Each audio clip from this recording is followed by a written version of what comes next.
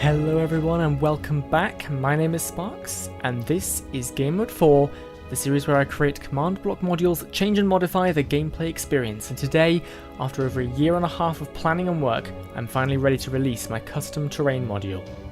So this module scans the terrain around players on the fly as they explore the world, adding custom structures and making changes to terrain.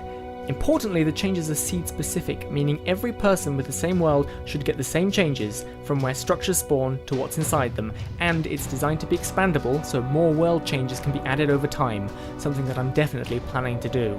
In this video I'll be showing you the different command block modules that are being released as part of the launch, what they do, roughly how they work, and talking about my plans for future modules that work with this system.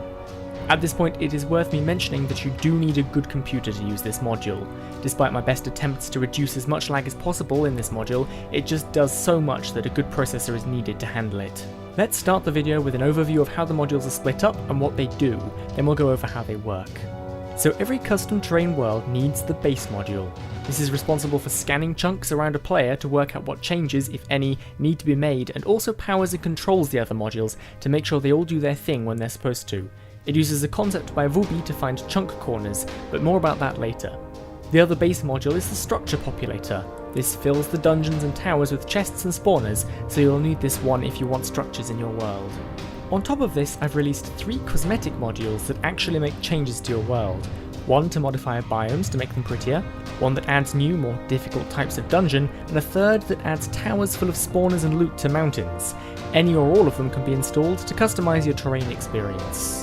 As always, these modules are available on the Gamemode 4 website, both as MC Edit schematics and as command block installs. Copy the code from the site into a command block one after another to quickly install the modules into any world. The base module will start scanning chunks as soon as it's imported, so I recommend adding it last, after your cosmetic modules.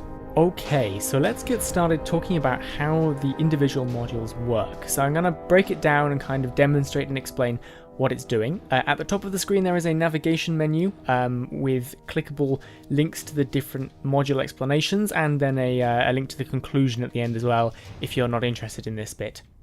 So I've got a blank bedrock world here, which is going to help me show you exactly how the spreading works. So I'm just going to quickly break this redstone block, and you'll see that out from my location and from each of the 4 directions, I think it's not loading, visually loading over there, but if I F3A you can see, there we go. So it's basically spread out and covered the entire area very quickly with cobblestone. Cobblestone is a marked chunk, so when it's finished processing a chunk, it puts cobblestone instead of bedrock, which then tells the system that there's no need to recheck the chunk. So if you've got an existing world that you don't want, that you want to add your structures and changes to, but you don't want it to accidentally destroy something you've already built, you could go and put cobblestone in the chunk. Now if I place a piece of bedrock here and I stand on it, you can see that the system thinks that I am in an unprocessed chunk, and it uses a corner finder. So I'm going to go over,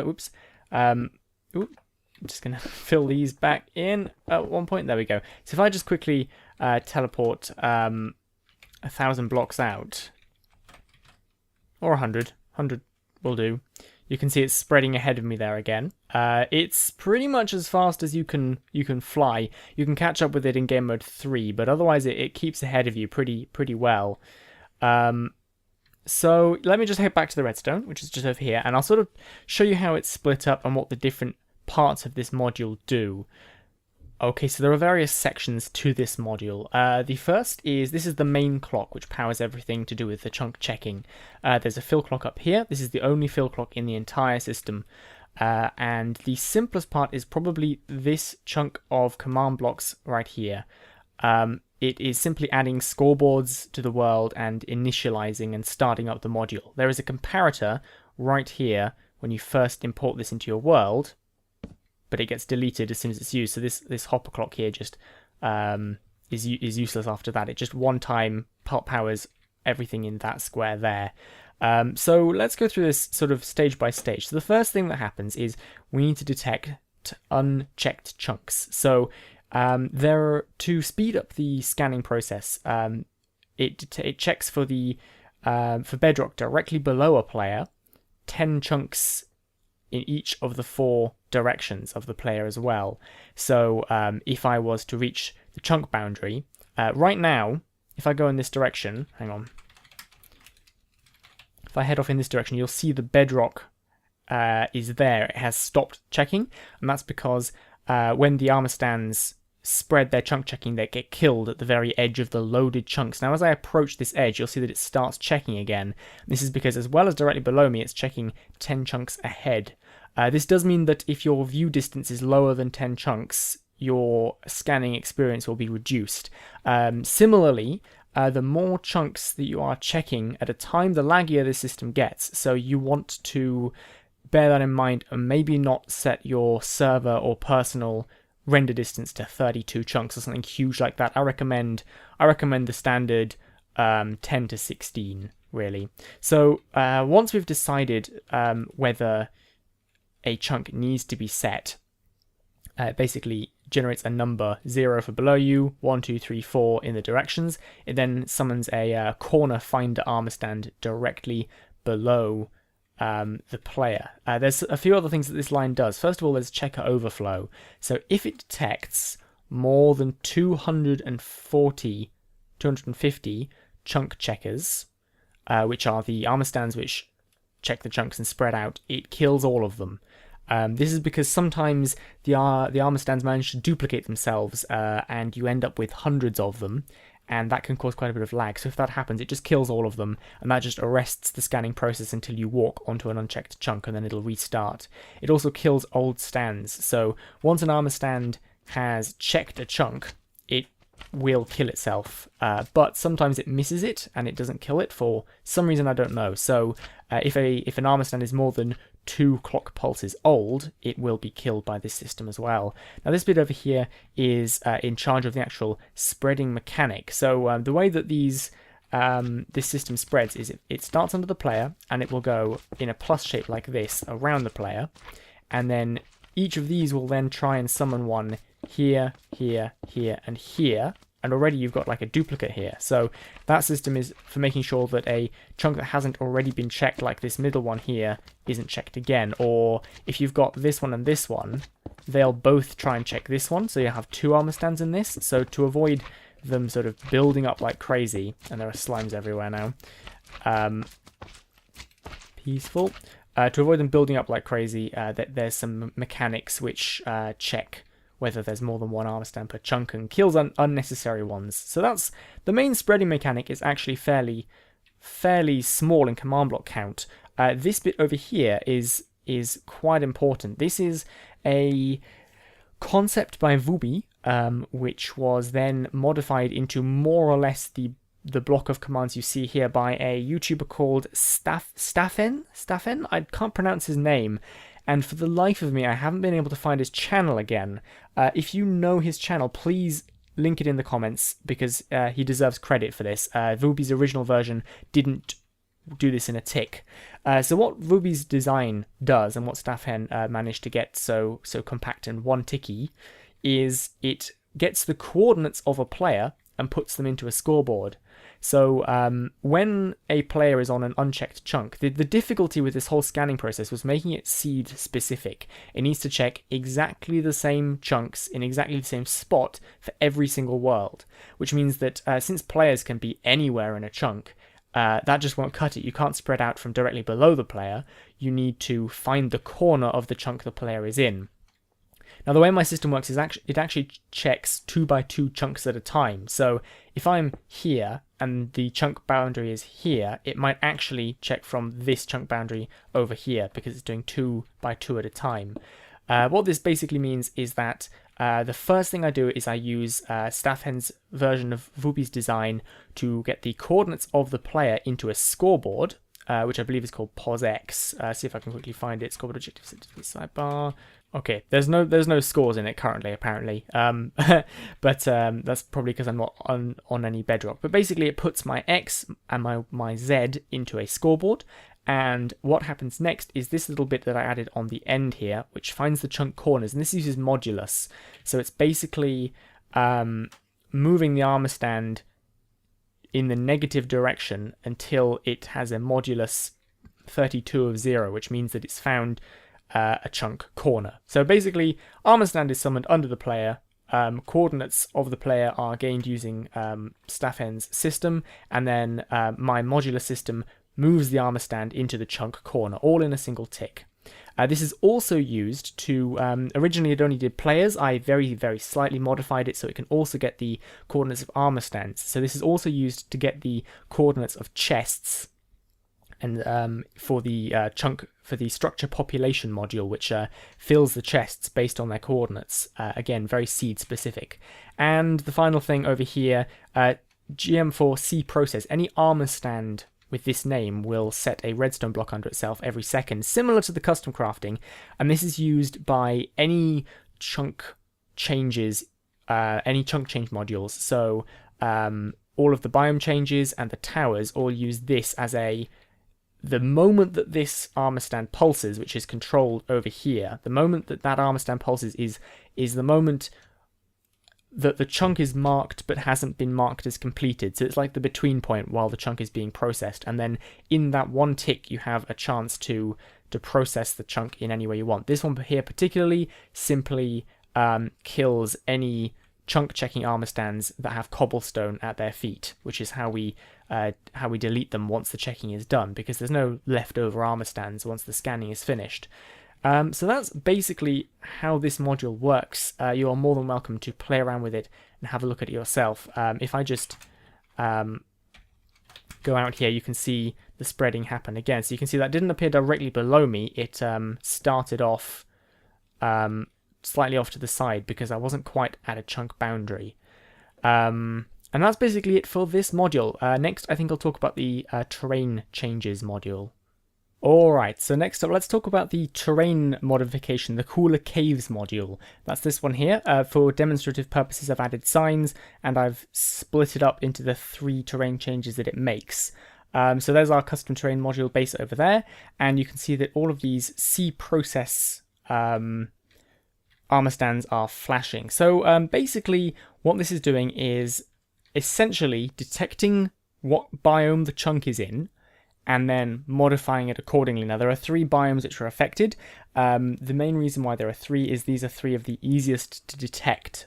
So we've got the desert caves, the mesa, and the snowy biome. Now, the mesa and the desert work very similarly. The snowy is slightly different and has a few more changes to it. So basically, biome detection, there's no command to get the biome of a chunk. Unfortunately, there's no real easy way. You can only guess. Now, in general Minecraft, it's very difficult to detect a chunk's biome because the easiest way to detect it is by the blocks that's in the chunk. And normally, you've got this problem that people can put down sandstone in their world in a jungle, and then the system might think that it's a desert because it detects sandstone. But we have the advantage that these chunks are being detected and scanned the second that they are generated, so there's no player interaction with those chunks yet. So we basically have a scoreboard for each kind of model. So this was the GM4 is desert, and this is basically saying it's checking 15 blocks in from the corner of the chunk, 15 blocks in from the corner of the chunk, and then 63 blocks up. If there is sand at that spot, or if there is sandstone at that spot, then the is desert score is set to true, and then these changes are all made. So it's basically, these are all just fill replaces. The easiest way to modify biomes is just to replace the existing blocks that are there. So this is replacing stone with sandstone. It replaces gravel with sand. It replaces gravel with sand and stone, sand with sandstone again, because you can't fill the entire height of the chunk in one fill command, because you are limited by to a maximum of 32 by 32 by 32 fills. So I have to do it to cover the entire height between 0 and 65 or so. I think I go up to. It might be a little bit higher. That one's up to 32. This one is up to 64, so that's the max height that the replacement is done. Has to be done in 2 stages. And we also changed the mineshaft planks. We changed the planks to spruce, and we also changed the Is it birch? It's birch, yeah. And we replace the fences with birch fences. So that's the basic desert thing. Very similar for the mesa. We check for clay at a certain height in a certain spot. And if there's clay there, it's assumed to be a desert or a mesa. And in the mesa, we do very much the same. We replace stone with hardened clay. At different heights, we have different colors of clay. But the mine shafts have changed, things like that. Very similar to desert. And finally, the snowy is a little bit different because the only way to detect whether a biome is snowy, the only thing that makes it different from other biomes really in terms of block composition is the snow layers. And unlike mesas and deserts, which very, very, very commonly have blocks in a certain height, snowy biomes are very varied in height. And this means that they don't you can't really do the single block check with any varied results. So this is a bit more complicated. We have a chunk affected scoreboard, and this has the affected blocks stat set to it. So basically, when we do this here, what happens here is we execute on the chunk checker armor stand to clone this range of blocks. To itself and filter force Minecraft snow layer. So it doesn't make any changes in itself. It just tries to find and replace snow layer with a clone. And the number of snow layers that it manages to replace with themselves is set to a scoreboard. So we basically say if at least 4 snow layers were modified, I think before release I'm actually going to change that to a 1, then it's deemed to be a snowy biome. So it's a little more complicated, but nothing much. It's just doing a clone instead of a test for block. So that's basically how that works. And then the snowy biomes have a lot more changes. They replace different stones with ice or packed ice. Dirt is replaced with certain things. Water is replaced by ice. Lava is replaced by packed ice. You can go to the wiki for more information on this. Something to bear in mind is that these all work on the regular terrain heights. So if you use amplified terrain, these will not work. You would have to go and change the numbers, or they might even then not really work because it assumes a certain base height for the terrain. Similarly, if you use Minecraft's own custom terrain sliders setting thing, if you change the height, these may no longer work. So they're designed for standard or large biomes worlds. Okay, so next up, let's talk about the 2 structure modules that are released, the Dangerous Dungeons and the Tower Pack. So these I'm going to go over at the same time because they behave very similarly to each other.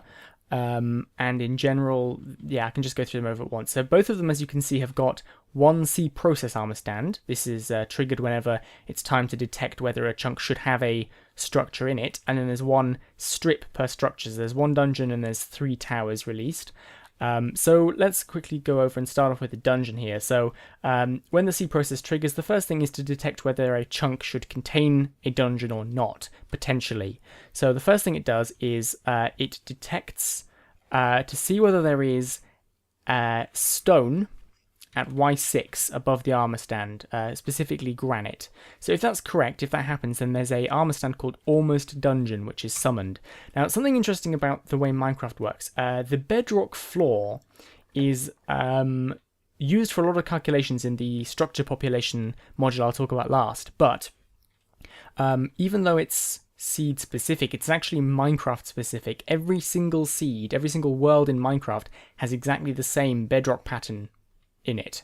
So even though it doesn't repeat itself exactly, it's the same for every world. So we can't choose where dungeons or towers go based on the bedrock because there would be dungeons and towers in the same place for every world. So instead we use other blocks which are seed specific. So in this case I'm using granite at a certain height. So if that succeeds, then we look for the spawn conditions. Now the dungeons, in the same way that the Minecraft dungeons work, need air to spawn. So it starts off at Y10 and it sets its own Y to 10, and it looks for air anywhere in a column directly 10 blocks above it. If it finds it, it changes its name from almost dungeon to dungeon, and it stops there. Now this happens over and over again several times, so if it doesn't find air, it teleports itself 10 blocks up and tries again. So this means dungeons can spawn anywhere between, anywhere exactly at 10, 20, 30, 40, or 50. If after all 5 of those checks it still hasn't found any air, then it kills itself.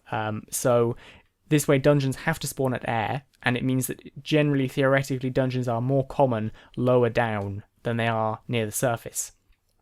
If it succeeds in finding air, then it initiates the spawning by setting a block at this armor stand right here, which triggers this strip once, and this is the dungeon builder.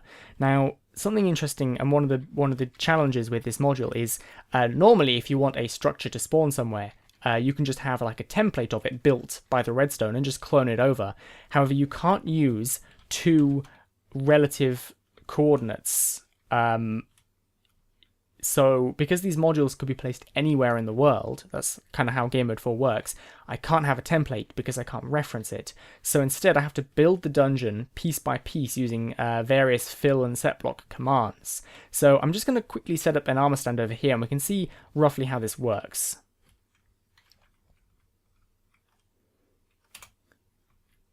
Okay, so I've summoned a GM4 dungeon armor stand right here, and we can see that if I get a redstone block and I power this command block here, it sets the first part, and basically these structures are made out of boxes and lines. So this is the first one here, and we can go do the next one like so, and then the next one like so, and the next one like so, and kind of like this. Now if I just quickly take off half of this dungeon, we can see what's going on inside.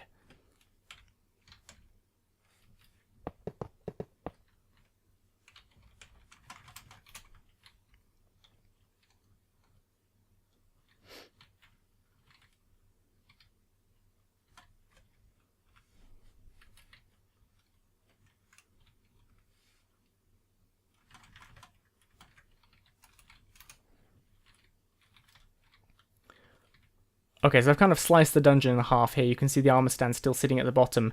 And as I go through powering this, you can see how it's slowly adding all the sections a fill at a time. It's now started adding armor stands. These are dungeon spawner placeholders. So where it wants a spawner, it places one of these stands, and then the structure populator decides what kind of spawner to go should go there. So there's 5 of these spawners total in one of these. And after that, it does a bit more cloning and filling of pillars. And then it gets around to doing the stairs, which you can sort of see building up on the sides there. It clones it across, and then it starts adding the armor stands here, which are for the custom chests. So again, these are placeholders.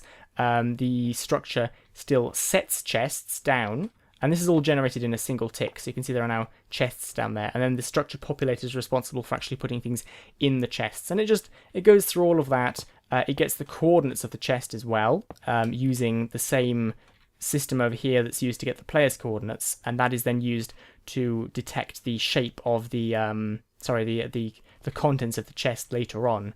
And after it's done, it kills the this dungeon armor stand down in the bottom here. And that's basically how it works. It makes it out of stages, out of sections, which means these dungeons all need to be made out of simple shapes. And I think this is why Minecraft itself, the villages and the dungeons you see in Minecraft are all very simple and square, because it's cheaper on processing time.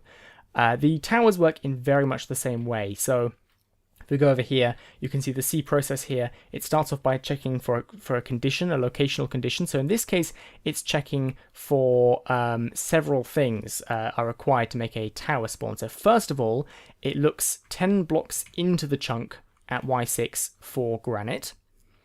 So a different spot for granite than the towers, for the dungeons. And if it finds that, it then checks at Y200, 8 blocks in from the chunk, for air. And if it finds that, then it summons an almost tower, like a placeholder tower armor stand at Y200, which has got a no gravity. So it basically spawns at Y200 and it falls until it hits the ground. And that's how the tower's height is calculated. As it falls, it its height is counted down by the fill clock over there. And once it lands, you can see there's an on-ground tag in this command block here. It decides whether it should spawn or not. So first of all, if it lands on leaves, it kills itself, so it doesn't spawn on a tree. I've seen it occasionally appear on a tree still. I haven't worked out how to fix this yet, but in general, it doesn't spawn on trees, so it'll get killed if that's not the case. And it also kills itself if it lands on the other types of leaves. And after that, if there is air at Y85, it kills itself too, because I wanted it to only spawn in mountains. So if there's no terrain at Y85, it won't spawn. So basically, only higher up areas will have towers. It just looks cooler, plus it helps with the structure chest population, which I'll show you later. After that, it changes its name to Spawn Tower 1 if it is on stone of any type, changes its name to Spawn Tower 2 if it's on grass, and then Spawn Tower 3 if it's anything else. So they actually, depending on what block they land on, they turn into a different kind of tower, which is just an easy way of choosing which tower should spawn that's seed specific. And after that, it triggers off the correct fill strip for the type of tower that has been chosen. And again, exactly the same as the dungeons, it's just built out of strips and armor stands, like cubes and lines and blocks. And then it basically does that. And then after that, the structure spawner, the structure populator, which fills chests and adds dungeons, comes into play. Okay, and finally let's look at the structure population module, and this is responsible for putting spawners and chests inside structures and filling them or setting them correctly. So let's look at the spawners first. Now, the way that the spawners choose the type of spawner that should appear in a certain spot is via the bedrock formation below.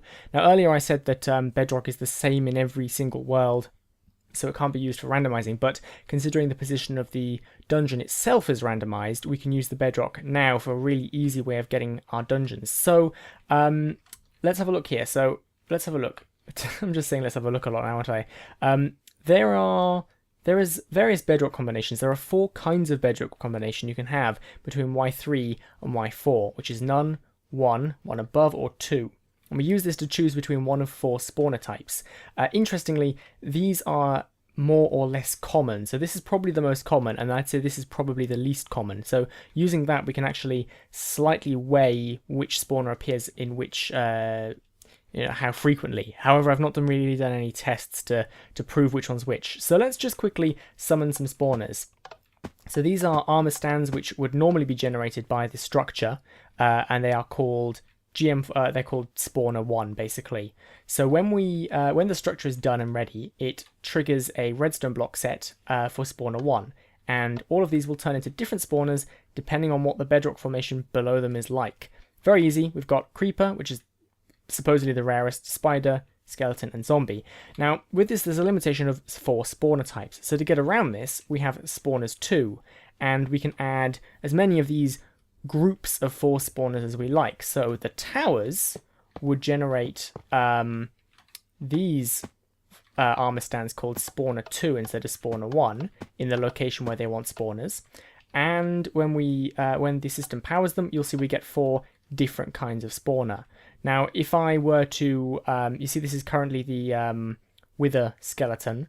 If I were to break this spawner and change this bedrock out down here to this, it will turn into the last spawner type, which is the charged creeper. So if I do this again, boop, and then I power it again, we'll get a charged creeper spawner. So the advantage to this is it's very quick to calculate what kind of spawner should go there. Limitations are that if you have 2 spawners directly above each other, if I was to put a block here and summon another one of these, they will always be the same in the same vertical column.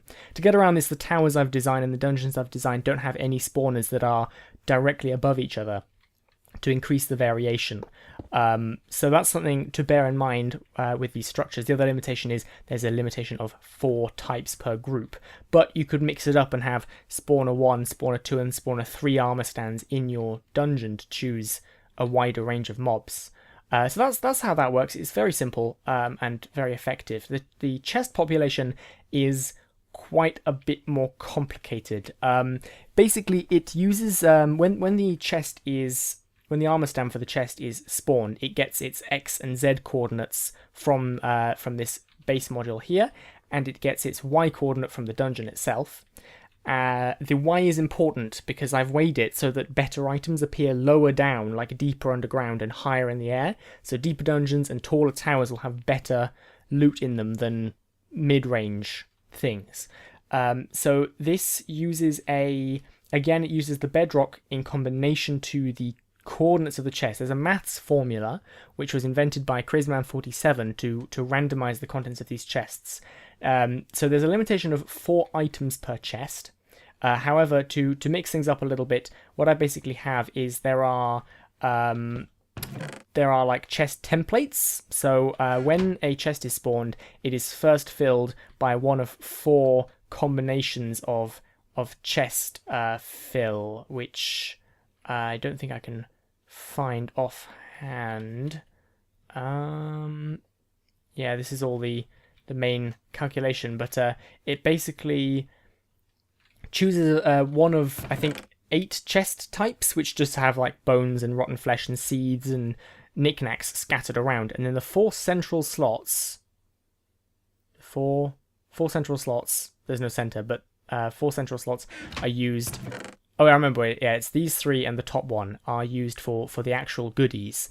So the way this works is it gets the X and Z and Y of the chest, and then it uses the bedrock below. But this time it uses 1 column per item, so it checks a total of 4 columns. This uses 2, but this one uses the chest pop uses 4, and each of these is a different prime number. So the wiki explains it fully with the formula, but basically the maths formula goes, okay, for item 1 I'm going to check this, I'm going to check Y1. If there's bedrock, I'm going to set myself to a 1 prime number. If there isn't, I'll set myself to a different prime number. And then for item 2 it does the same thing, 3 and 4, which is why there's a limit of 4 items per chest. The way I've set it up, I have most of the available slots, the available numbers that this outputs filled with various items, and that's what all of these command blocks are. So this one here, for example, is this is item 3, GM4I3. If the score is 23, if the random number it chooses, then it replaces slot 14 with a redstone block. So that one was a redstone block. This one over here is a golden apple. So each of these is one of the possible things. So this one here is an enchanted book, and that's kind of how it works. It generates 4 random numbers. The 4th slot is not filled by any of these command blocks and is reserved for other modules, because the idea is that using this GM4 load chests armor stand, and this is going to be rolled out to some of the other modules soon, this load chest armor stand, any strip of commands connected to one of these has the ability to put things into chests. So, for example, heart canisters could be updated so that if you have heart canisters installed in your world and you generate a new tower, if the random number for slot 4 is chosen, which matches that of the heart canister, then it will put a heart canister in the chest. So the beautiful thing about this is that other modules can add items, either items integral to themselves, or if you just wanted an expansion pack. All of the items and their numbers are listed on the Gamemode 4 wiki. There's a link in the description to that, so you can go have a look at the items you can get. And interestingly, they are height based. The Y is very important for these chests, so depending on the height range, some items are only available at certain heights. So for example, we've got very, very good, expensive, heavily enchanted books, diamond blocks, things like that right at the bottom. And then at the top we've got goody tower things. There's feather falling foreboots, there's feathers, ender pearls, potions, you know, sort of towery things. So this way the loot is kind of split up, and then in the middle is sort of a less goody range, you know, so that the rewards are better for higher towers and lower dungeons, which works really well, and it's a fantastic formula, but I'm not going to talk about it in video because it's maths and I'm not actually the best at explaining it. So link to the formula in the description. Yeah. Alright, thank you very much as always for watching, everybody. This has been a crazy ride for me to build this module. There's a lot of people who have had played their part in this. Vubi, of course, and Stefan for the coordinate generated system, and Twinkles for building the towers. As well as several other people, Crazy Man for coming up with the maths formula for the chest population. If you've got questions, feel free to leave them in the comments box below the video. A few final thoughts, something to bear in mind. I will be adding more modules that work with this in the future, that add other structures or other biome changes, and I'm actually planning to do custom biomes in the future as well, especially for the Nether. The Nether seriously needs sprucing up. It needs custom structures and things like that, so it's a little bit harder to work with the Nether, but it does work, so that'll be coming in the future. So that's something to be considering, because once the chunks are scanned, they remain scanned. So similar to when you update Minecraft, you'll have to go exploring new terrain once the new modules are installed. So I wouldn't necessarily recommend using it in a world if you are hoping to get cool structures close to home. Or, leave areas unexplored and go back to them later in the future if you see another new module you want to go find. So, yes, thank you very much as always for watching. I don't ask this very often, but leave a like if you enjoyed this video, because this was a lot of work. And, of course, you're welcome to subscribe if you want to stay up to date with these modules and what I'm doing. Thank you all for watching and for sticking by me, for the regular viewers all this time, and I will see you in the next episode.